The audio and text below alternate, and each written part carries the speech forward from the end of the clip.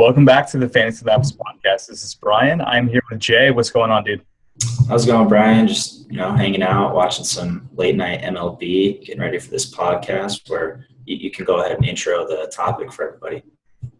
Yeah, sounds good. So we just finished up our series. I think we ended up doing six episodes in our series about MLB GPPs. And MLB is winding down, so we're sort of finishing up podcasts on that. But we decided to do a podcast this week on just a more broad topic, and it's going to be about MLB, but it's also going to be more broadly about DFS in general and how to approach all DFS sports, and it's going to be on bankroll management. So we'll obviously talk about how to approach bankroll management in MLB, but then we'll also be looking ahead to NFL and then NBA is not too far down the road as well. So we'll hit on all those and the differences between the sport, but this will in general be a practical podcast on proper bankroll management, how it should differ in different sports, and what to do, what not to do, mistakes you and I have probably made at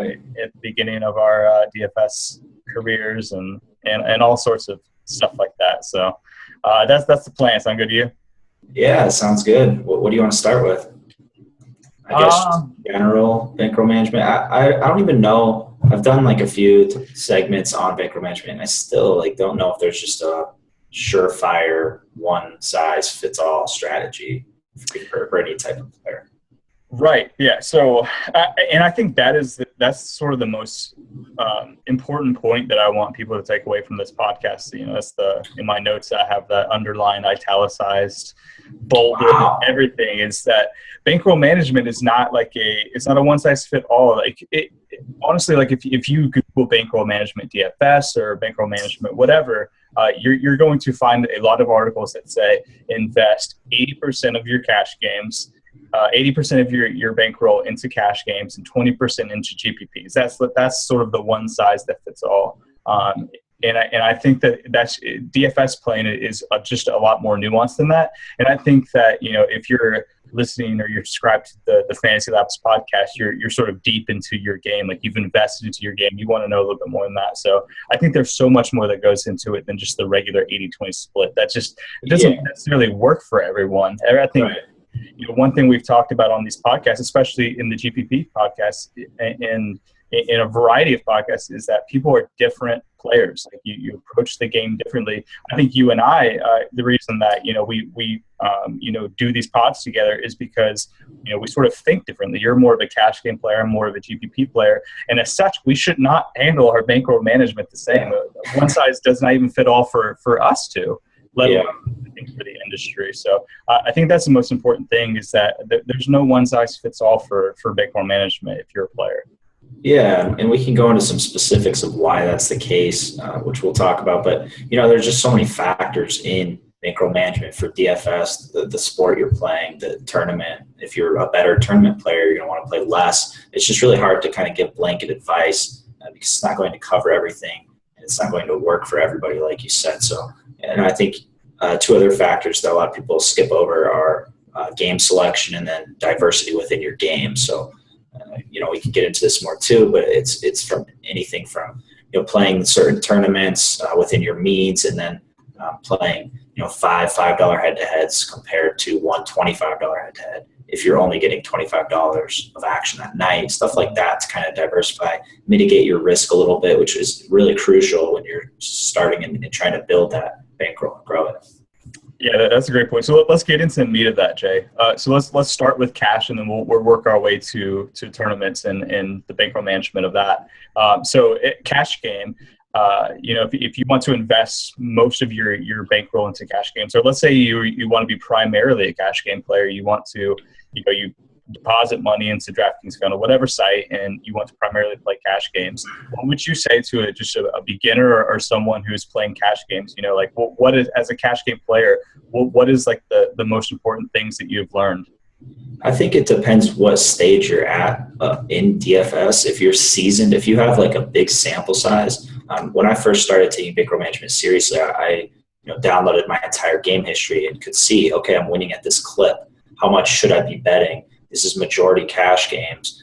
I can probably get away with a little bit more because I'm playing a lot of cash games. I'm diversifying a lot, playing a lot of head-to-head games, focusing more kind of on the volume and opponents than just bigger one-game head-to-head. So I think the advice that I'd give is the same you'd kind of find when you Google it, and it's probably 10%, where I'd say, on cash nights, and even probably less. But the real thing that a lot of people don't get is how you start out with a bankroll or what it even means. I think people gloss that over. I mean, you have recreational players, you have players just trying to get beer money for the weekend, which there's nothing wrong with that at all. Then you have players who are actually looking at all the success of other guys and saying, how feasible is this to potentially quit my full-time job and go into this? And that's when you really, really have to understand bankroll management. If you talk to any pro who's been playing for a while, they've all made mistakes in regards to bankroll management. It's kind of the same thing.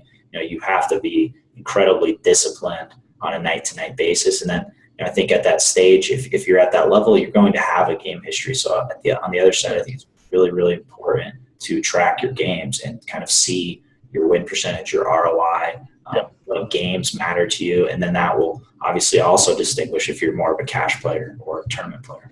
Yeah, no, I 100% agree with that. I think the most important part of DFS, in related to bankroll management, but also just in relation to the strategy of how you approach DFS in every sport, and we preach this on almost every pod, and I feel like sometimes it gets overkill, but it's so important, is to just be self-aware,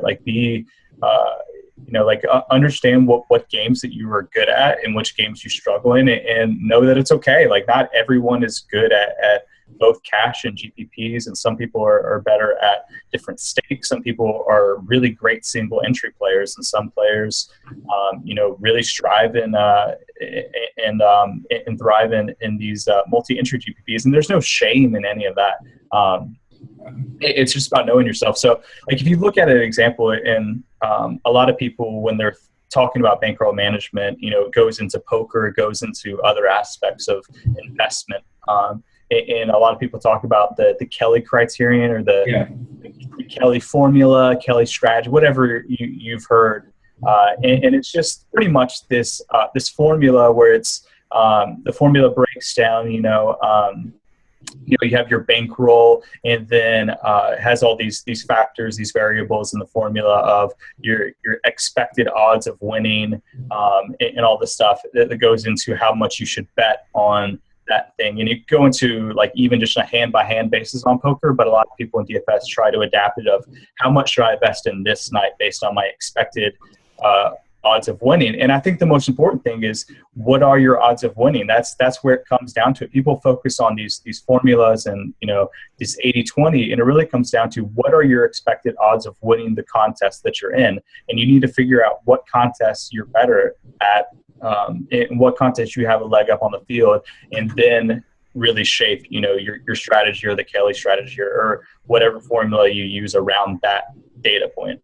Yeah, I think there's so many different formulas, and that one is obviously great and has had a lot of success over in the poker world.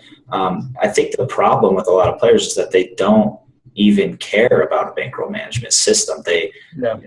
We have so many people that just deposit, and they just, majority wants to win that big tournament, and they'll keep playing, keep depositing, keep going for that, that big win, which is very problematic, obviously, when you're trying to make money.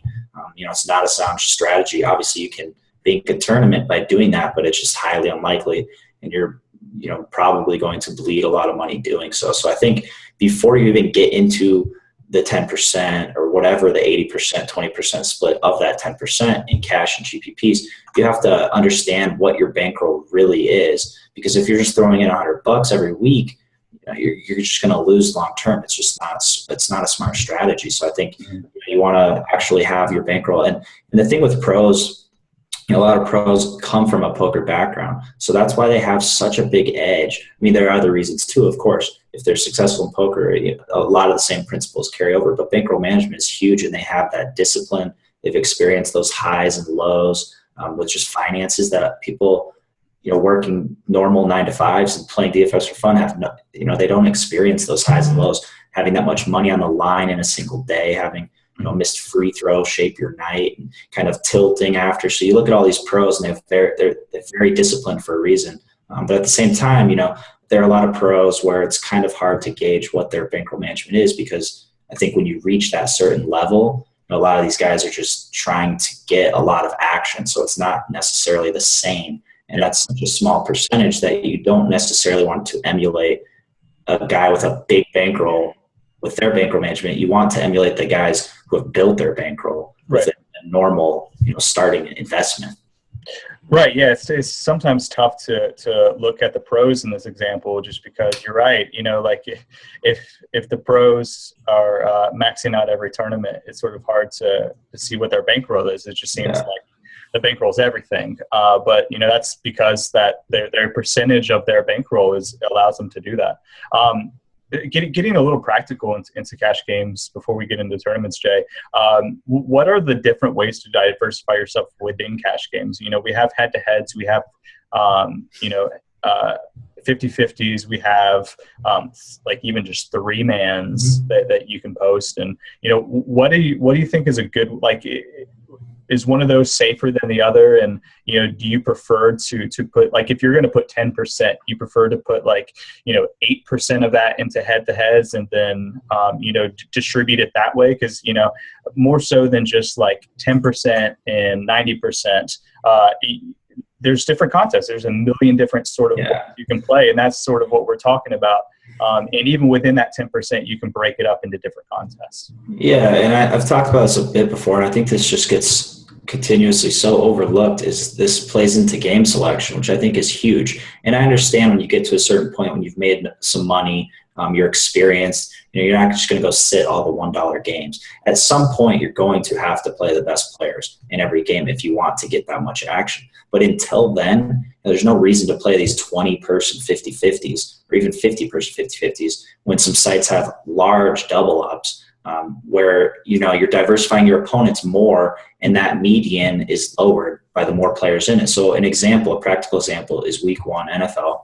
DraftKings has those big, large double ups of over 40,000 people in them. That's what I would focus on. I would focus on those large double ups, and then I would play low stakes head-to-heads until you have to move up. I mean, we've had some industry mishaps with the pros sitting $1 and $2 head-to-head games, or even scooping, which is worse. And you don't need to do that. But if you're starting out or you have a low bankroll, there's no reason not to play those games. You're not bum hunting. You're just playing games within your means, and not just jumping in a pool of sharks in like a 20-man, $25 50-50. You got to understand that, we have a finite amount of pros in DFS right now, I would say, and they get a lot of action, and they're going to be in a lot of these games. So if you jump in one of those 50-50s, you're probably going to be playing against majority pros. You jump into that massive double up, that break-even line, the score is just a lot lower. So that's the advice I'd give people, starting with a lower bankroll for cash games, especially, that you want to really get more total games out there instead of focus on the dollar amount per each game. Right. And I would post low head-to-heads and join the biggest double ups available each night, or 50-50s, either one, whatever's the largest amount of entry. Yeah, and the point you just mentioned, I think, is super important and people miss. And I know this personally, because I have buddies that will, I can get into DFS, or that will get in DFS, and I'll talk to them, and they'll deposit, $100, and they'll say, okay, I'm going to play $60 in NFL this Sunday, just because, I want to sweat. Switch $60, I can afford it. So they'll pick like 3 $20 head-to-head matches, and I'm just like, man, like, you could do $61 head-to-head matches, and really diversify yourself. So I think that's a point that you made, and as a cash game player, I think that's a really great point. Is not only you're diversifying by taking a large 50-50, but also just getting as much action, like just total sum, in general. Like, you, instead of taking $320, do $61, because you're diversifying it among players, and then you're lowering your risk, because you could just lose those 3, and then you're in trouble, as opposed to, you have a much higher chance of not losing 60, Yeah, and it just, if you're trying to put $5K down on a Sunday, then it's a whole different story in terms of game selection. It's still there, of course, but you're not going to be able to fill $5K real easily with the game limits. just spending those low stakes. So you're kind of just going to have to evolve, but that's the way it should be. If you're new or you're trying to build a bankroll at the beginning, you just started subscribing to FantasyLabs. You got all these tools and data you can use to help you get better. There's still other principles you have to apply to get better and to grow that bankroll. You can't just jump in with the sharks right away. There are ways you can learn, and that's how the industry needs to be. And the pros even want it that way too.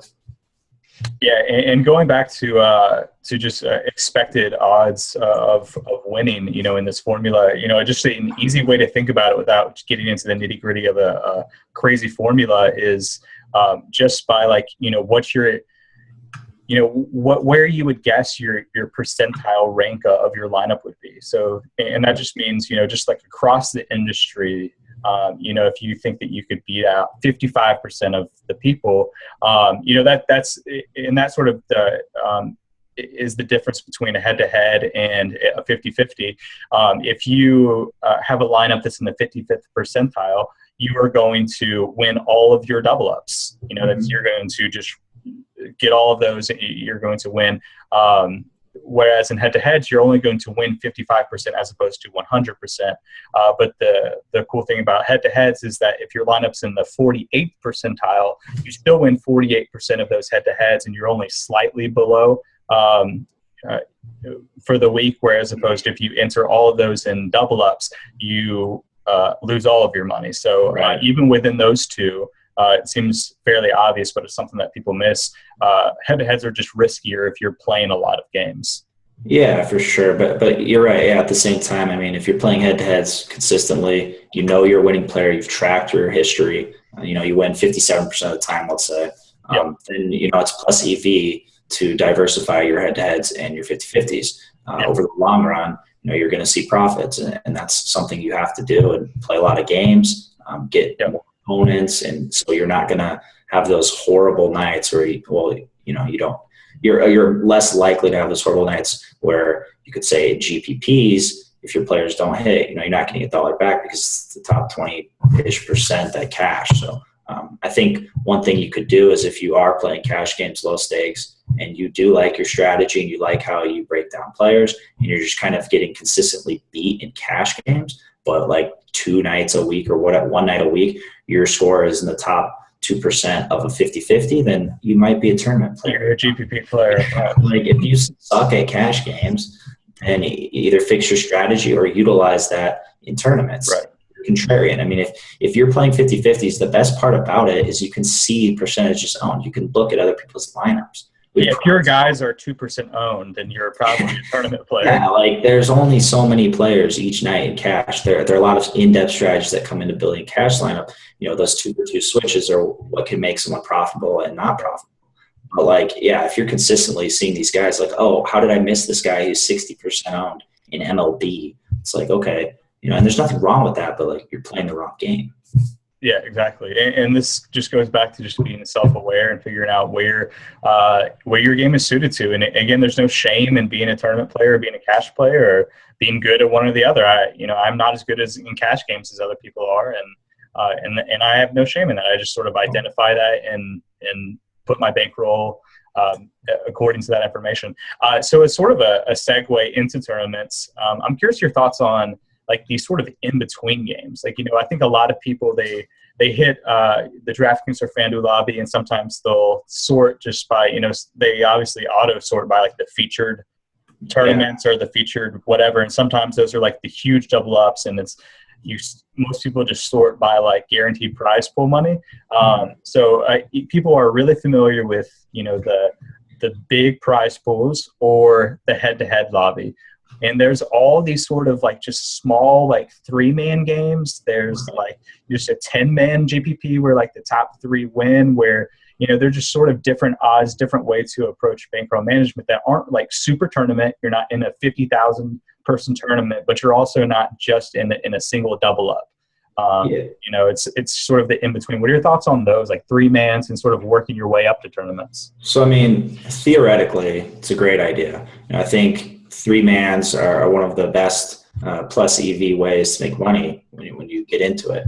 In smaller sports, when we had college basketball, for example, 3-mans were great because they weren't flooded by pros. So it's a big advantage to kind of corner that 3-man market. And unfortunately, we've kind of seen that throughout DFS. We've seen the evolution of 3-mans, and it's like nearly impossible to get a decent 3-man game where, it's not you and 2 pros. And it's even a problem between pros. People will sit them, and you have high stakes players, 5K 3-man sitting them and then bailing because, they're in with 2 other pros. So it's even a problem at that level. So I think, you look at some really profitable cash players. I mean, one thing Condia did is he cornered the 3-man market. And he was in every single one.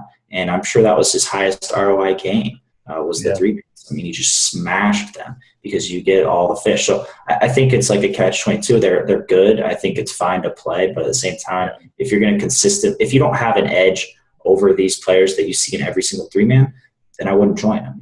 If you don't think you can beat that guy head-to-head, like if you're not taking his head-to-head games, but you want to join 3-mans with him, it gets a little tricky. Yeah, I agree. It is a bit trickier, but those are interesting games. What other ones are? Yeah, I don't really play the in-betweeners either. It's either kind of the big GPPs or cash games, 50-50s, double-ups, head-to-heads. I know there are like a lot of 100-man leagues, which I think are fine. I don't think there's anything wrong with that. I think you will see more money back on a consistent basis in those types than like a 75,000 person tournament where it's just kind of harder to cash maybe consistently. Right. So I don't think it's a bad starting point.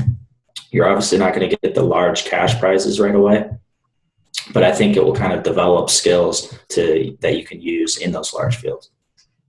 Yeah, and they don't even have to be like, a 3-man or a 10-man. Like there's even like some of these like big tournaments, like the squeeze, is one that we talked about. Is the big $3 baseball tournament. There's a mini squeeze every night that's like 300, 400 people. Like obviously the first place prize is a lot lower. But I mean, it's still cheap. It's still only $3 to enter, and it drastically increases your chances of winning. And that's sort of a good way to, to not get drowned out in these huge tournaments, like right away, throw all this money into a huge tournament where, you're playing against guys who max out tournaments and guys who, have been doing this for a while to sort of like get your feet wet. And I even think you're right about the 3-man games, but like the cool thing about DFS is you can play for $1. Like, just try it out. Like maybe you have an awesome ROI. Maybe you dominate 3-mans. Like,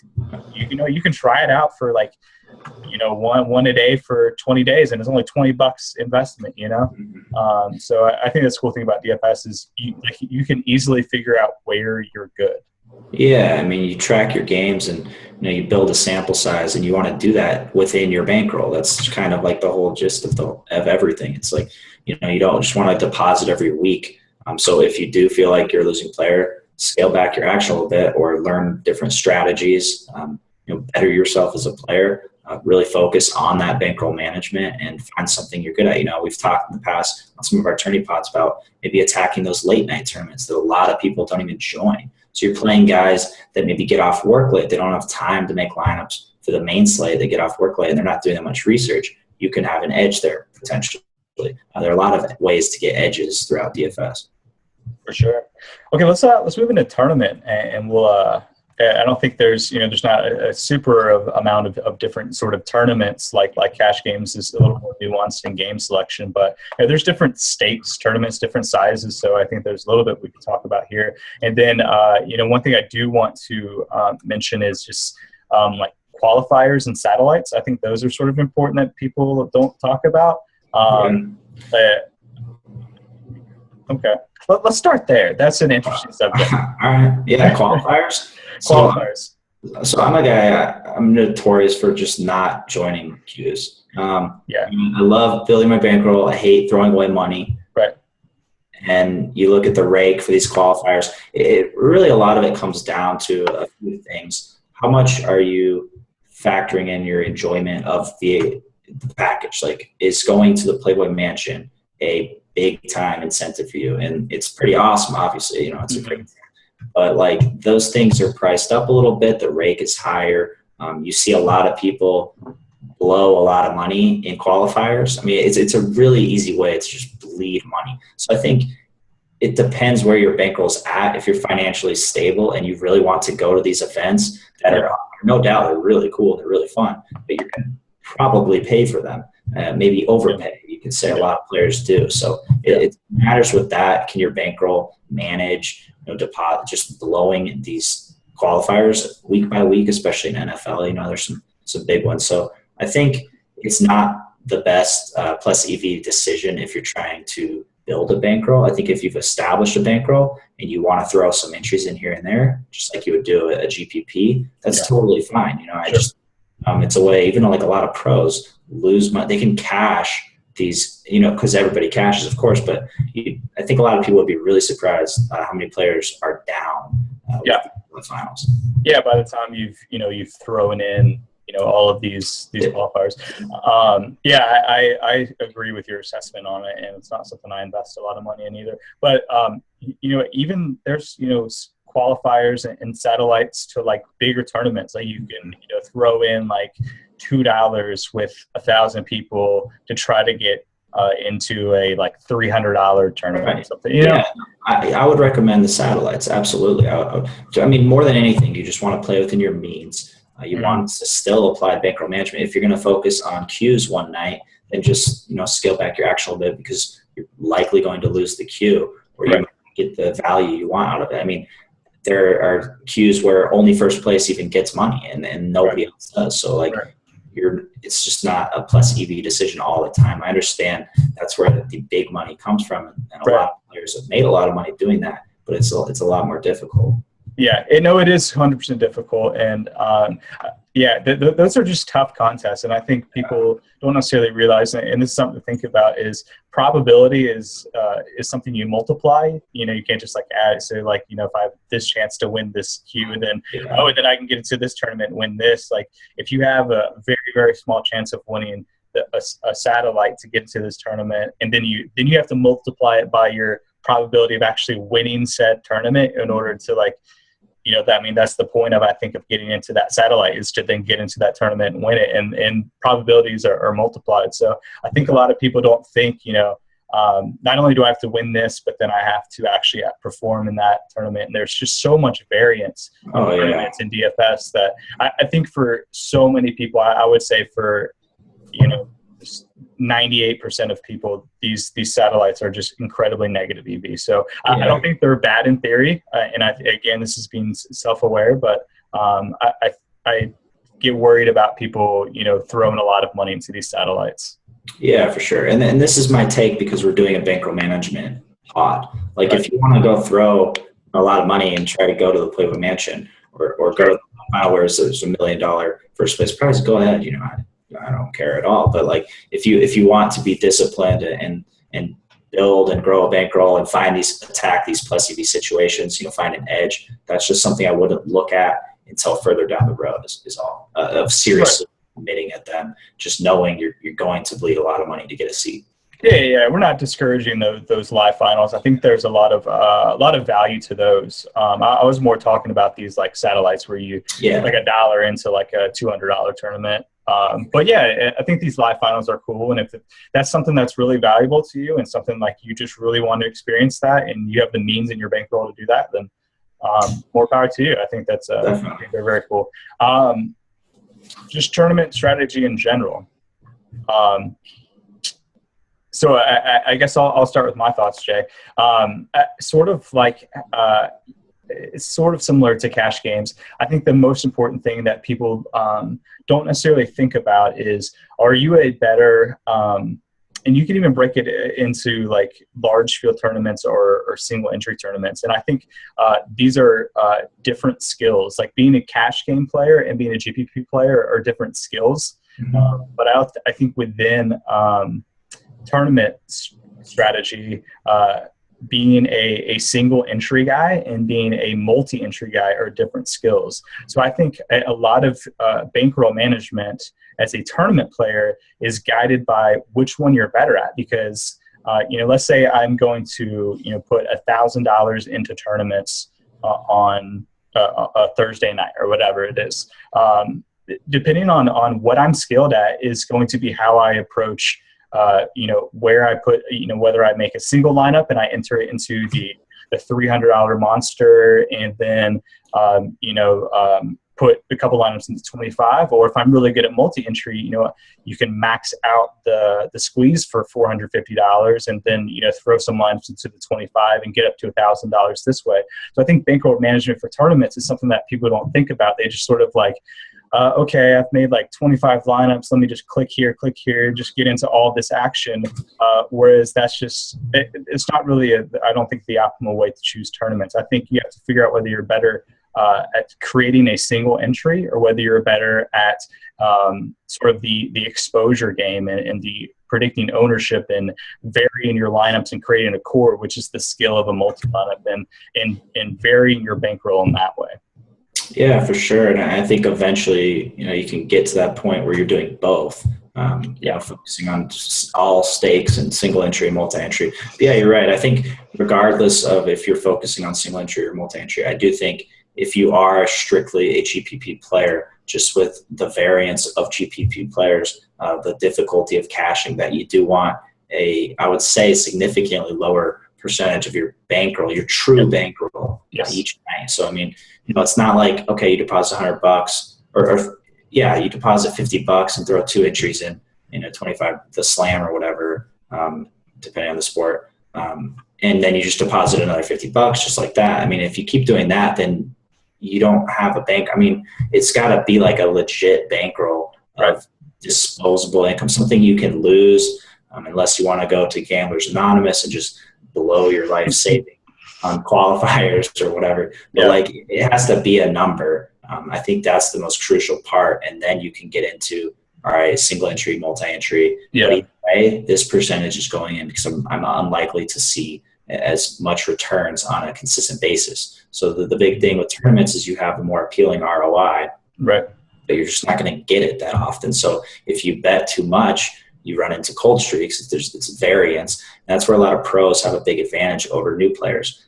They understand variance, and they can afford to keep playing because they don't blow it all in a week. And not only do they afford to keep playing, they keep playing. Part of it is not like the affordability to keep playing. It's the not getting down, like not saying, okay, I'm going to scale back. And sometimes maybe it is a good idea to scale back. Like if you think that you have a flawed process, or if you realize, or if you realize that, you're not really having the time that you used to be able to put into right before a lineup lock, or if there's some sort of variable in your life that affects, your process, that's fine. But, part of it is the mental game, like stay with your process. Enduring cold streaks is part having the funds to be able to endure them, because that you're eventually going to get back up. But also just to have the mental capacity of like, it sucks to lose for 7 days in a row, and to have the confidence that you are going to eventually get back on the right side of variance. And that's such a big part of it for tournament players, is both ends of that stick. Yeah, it's very, very difficult to even just have that mindset of, all right, I'm losing 5 days in a row. I'm going to keep the proportion of my bankroll bet that night. We can get into this at the end, or here in a sec, but I think tilting plays a huge factor in the negative consequences it can have on your bankroll. And this, I love tilting. I think tilting is one of the best parts about DFS. Watching other people tilt, scenarios that make you tilt. It's just crazy. I mean, you could have like a $50,000 swing on a Dwight Howard free throw during a hack of Dwight, where it's like actually a coin flip. He shoots 50%, and he misses, and then you tilt like crazy, and then that can negatively impact. It's called chasing your losses, being affected by emotion. And some of the best players that I know do not get affected by emotion. I mean, Pete, for example, CSU Ram 88, is always even keeled. He's always level. He could lose a significant amount of money one night, and that will be out of his head the next day when he cleans slate, does the same thing. He always does the same process. There are a lot of players like that, and there's a reason why they're all successful. Yeah, no, that is such a big part of it. I agree with that. Tilting, and that's one of the benefits of the live finals. It's just watching everyone tilt. It's just the best. Yeah, I was going to ask you if you have like a a mishap of bankroll management, some tilt or something? Do you have any personal stories you could tell anybody about, like, your worst tilt ever? Gosh, worst tilt ever. See, I'm sure. I'm trying to remember the exact story because I know that you and I like chat about these tilts on the night. Oh yeah. But it's sort of hard to remember. As a tournament player, you're tilted more often than you're pleased. I think that's sort of the point of what we've been saying. But honestly, I'm not a guy that really is obsessive over lineups at night. So yeah. I was more kind of saying, like, has it ever led to improper bankroll management? Because I think that's what happens to a lot of people. They'll lose a few days in a row, or something will go really bad against them. Like, yeah, you were favored to win, you lost. Variance, it happens, especially in sports. But to have the capacity to not like double up the next day or something, try to chase that loss, I think is crucial in DFS. And that's something a lot of people, and like that's a big factor of bankroll management, is not chasing losses. You have to understand the variance, and that's kind of, where a lot of these poker players have a huge advantage over a lot of other people. Yeah, I definitely, I think everyone probably, if they're honest with themselves, they'll admit when they first got into DFS, they chased their losses, whether it was an express slate or a late slate in NBA. The easiest way to chase your losses is in the primetime slate in NFL. That is the most loss-chasing group of DFS players ever. I don't know what it says about me that I played the primetime slate every single week last year and plan on playing it every single week again. So the primetime slate, and we're actually going to have content this year at FantasyLabs geared solely to the primetime slate and how to do it. Yeah, I didn't even know that. Yeah, I'm going to be writing some stuff on primetime slates, right? Because it honestly is one of my favorite slates of the entire DFS year. It is my favorite slate. It's just a thrill, awesome, man. Like it's such a thrill, and the action just, oh my god, just flies. Yeah, when can you have a 200,000 person tournament with 2 games with a 2 games? It's amazing. Yeah, it's incredible. And I speak of that, I've had success in the prime time, but I will say your edges are slightly diminished. Slightly, in some regards. I mean, the thing is, you have a lot of fish play the primetime slates. They chase. Yeah, they throw. Yeah, exactly. If you're playing all the people that lose the Sunday slate, in the day, they just get crushed, and then they chase these primetime slates. Or you have guys who are just like, oh, I watch Sunday night and Monday Night Football. These are big games. I want a little sweat, and there's a lot of action to go around. I think I can share an example of I've been pretty disciplined with my bankroll management over the last few years, for sure. But a few years ago in MLB, I think it was like the first week of the season, I was feeling pretty good. I got more action than usual, more than I should have. And I had Sonny Gray on the mound. It was against the Mariners, the last game of the slate. Feeling good. Check the weather, do all my stuff, all my research. No rain in the forecast. It's all good. Sunny all day. Sonny Gray, no pun. And so the game rolls around and it doesn't start. And I'm trying to figure out why is this game not starting? And then you see some tweets pop up and stuff, and they forgot to put the tarp on the field the night before because it rained overnight, I guess. And so the coaches came out on the field 30 minutes after the game was supposed to start. And I was like, they're obviously going to play. It's just a little wet. And they're just like, we're going to call the game. And it was horrible. And I lost so much, and I was so tilted that I fired the next day in the early only slate, more than I put in. And obviously frustrated at the the rained out game where it didn't even rain, and then lost all that too. So it was horrible, of course. And if you stick to your bankroll management, even if you do create lineups based on frustration, you're still going to limit your losses a little bit if you have strict bankroll management. Yeah, no, that's a great example.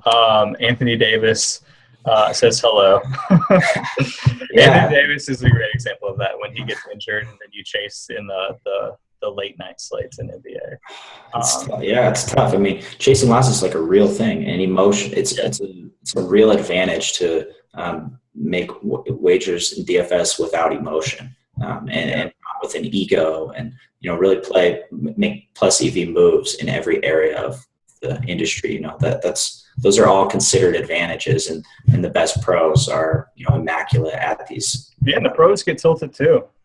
For sure, but they hide it better. Yeah. Yeah, they're freaks, man. Yeah, I'm definitely not a pro by any means, but I got so tilted. I was talking to you the other day about David Phelps.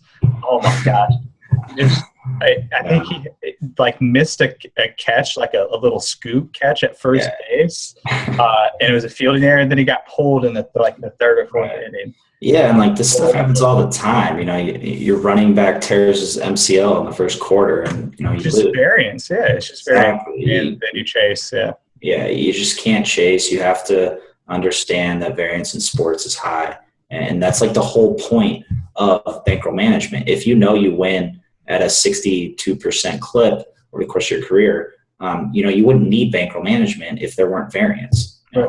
So you just go all in every night, win 62% of your money. But with variance, you're going to lose even with an edge over someone because stuff happens. And that's the whole point of bankroll management. Exactly. And the most important point I think that you guys can take away and that Jay and I are trying to nail home here is to know yourself. If you're a tournament player, figure out what type of tournament player you are. Maybe you're better at putting together a single lineup that is, optimal or optimally contrarian, I guess, for a tournament. And, if you're going to throw in $500, maybe you want to put most of that into a single tournament with a high first place. Or maybe you're good at multi lineups and you want to, play the $1 and $2 tournaments and play a lot of lineups. Maybe in cash games, you're better at head-to-heads than 50-50s and so on. The point is that there's a lot of offerings, and the number one step to maximizing your ROI in the long run is to figure out where you excel in DFS and then to adjust your bankroll from there.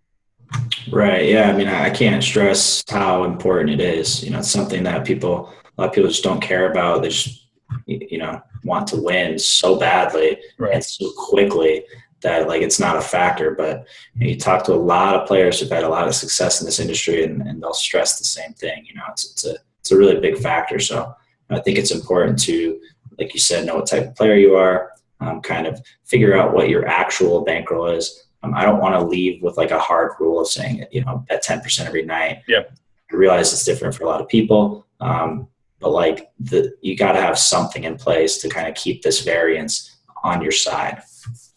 Yeah, definitely limit yourself early on. But you're right. We don't want to give hard rules because everyone's different, and that's sort of the fun of DFS is that you and I are very different players, and our bankroll management, just the two of us, are very different. We handle our bankrolls very differently, and that's okay.